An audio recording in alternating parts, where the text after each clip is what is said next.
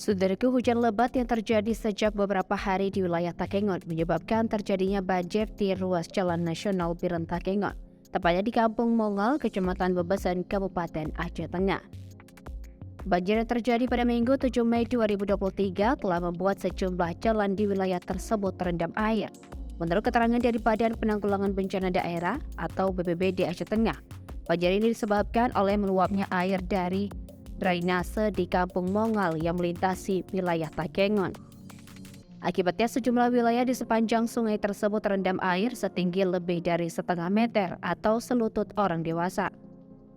Amatan Tribun.com, akses jalan tersebut menjadi berbahaya bagi pengendara saat musim hujan datang.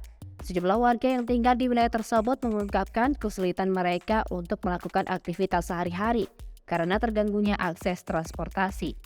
Sementara itu, beberapa pengendara memilih untuk menunggu hingga banjir surut sebelum melanjutkan perjalanan mereka. Laksa BPBD Andalika menghimbau masyarakat untuk diharapkan agar selalu mengantisipasi dan mengikuti perkembangan cuaca dan kondisi banjir di daerah mereka, serta selalu memperhatikan keselamatan diri dan orang lain saat berkendara di jalan yang terendam banjir. Dari Aceh Tengah, Romadani, Tribun Gayo.